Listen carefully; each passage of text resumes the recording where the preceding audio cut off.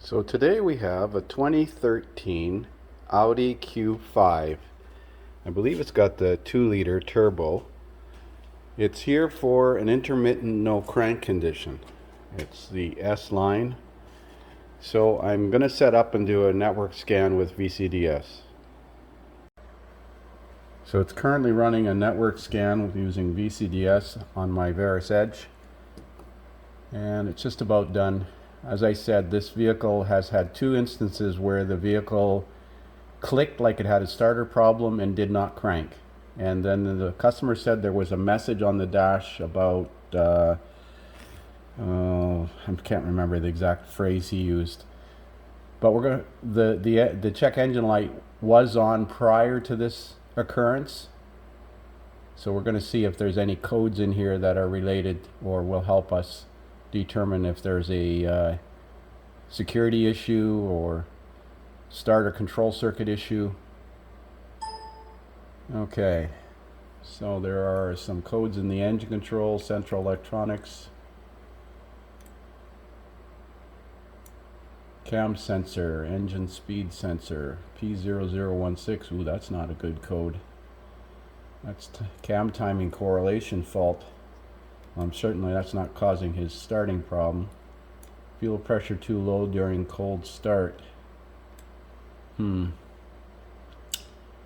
rail system pressure.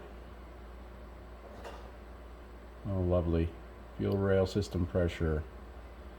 Okay, so those are underlying problems that he'll have to deal with after the fact. Let's see. Central electronics. Stationary right cornering lamp. Well, that's important. I don't think there was any other fault codes that came up. Now, he's had it at the dealer and they found nothing wrong. I wonder what they mentioned about these engine control codes here. I don't like that cam sensor code, cam timing fault code. Fuel pressure low during a cold start. Might have leaky fuel injectors. Well, we're going to analyze some data. So just reviewing the faults on the engine control computer, the cam timing error has happened 16 times. The last time was at 108,783 kilometers ago, April the 15th. Low fuel pressure during cold start.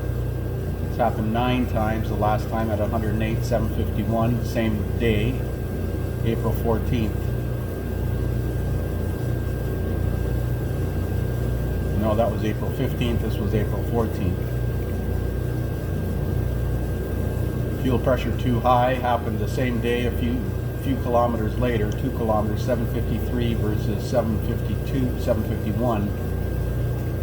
That's happened 18 times in history.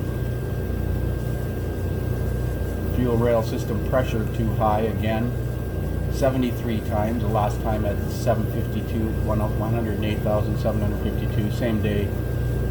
903.25, 904.52. So it's having trouble controlling the fuel pressure for some reason. And that's it. But those have nothing to do with the intermittent no crank condition. So we're going to go back to the basics here and have a look at the battery cables, connections, engine grounds, because it hasn't got any codes related to low voltage, which kind of suggests it's not a battery problem. It might be just a simple starter problem. We're going to look also at case histories and see if there's anything common to cause an intermittent no crank condition on this vehicle. So this is where the battery lives on this Q5. Under the spare tire, actually. Everything looks pristine here. I was trying to follow the ground cable. The ground uses the body, and it's grounded right down here. We're going to take apart these cables and tweak them, but I'm sure they're not corroded.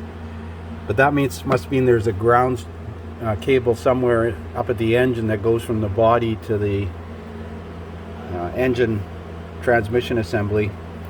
So we'll have to take some guards off underneath. So I removed some underbody covers to access things, and so now you can see the starter up there above the motor mount below the turbocharger. I shudder to think what's involved in changing that starter.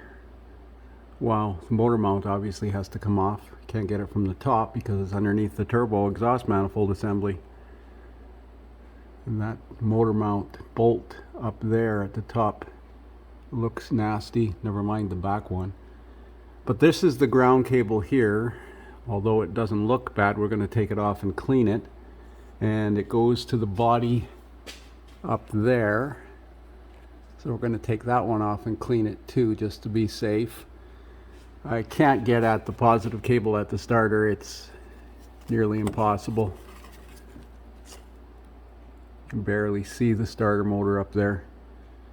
So we're going to clean the grounds here, this ground cable and the ground cable on the body. The one in the trunk looks pristine. I tightened it and I cleaned the battery cables at the battery, but I'm sure they were fine. So there's the ground cable from the body up there. I've cleaned that ground, and I've also cleaned this ground here on the motor mount. We're going to put them back together again. Can't get at the control wire terminal, not conveniently anyways.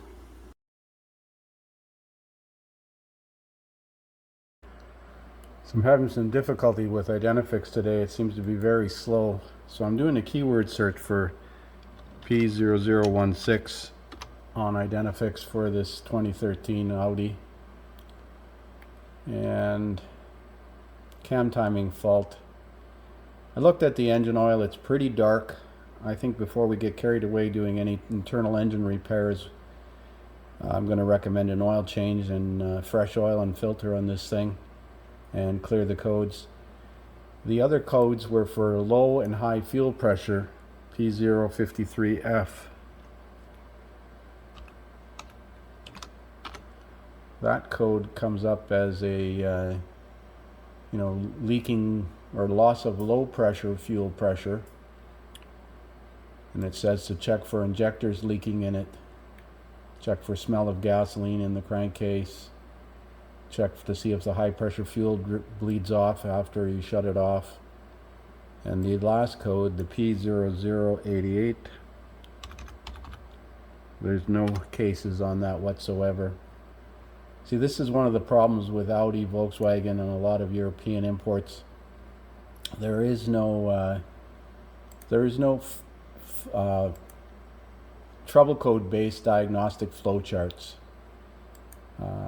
I can request them from Identifix, but they're not published. It's built into their scan tools. So if I do a keyword search for that, it doesn't give me the troubleshooting chart for this P0016, for instance. It just gives me cases. There is no, well, here's a diagnostic. Let's see what it says here. Oh, this is just a generic chart with OBD2 generic fault codes versus OE codes, because the P0016 is a generic OBD code, and like there are literally 87 pages in this document here. P0016 crankshaft position, camshaft position deviation, and these hyperlinks don't work. There is no published troubleshooting chart for this problem. So all you can do is go on cases. Rostec forum has some information. There are dozens of other forums that you can use, but chances are it's got a stretched timing chain or a problem with oil quality. So before we get carried away here, because you can see that most of these are fixed by timing chain tensioners, timing cam solenoid, timing chain itself. Yeah, we're going to recommend an oil change and see how it runs afterwards.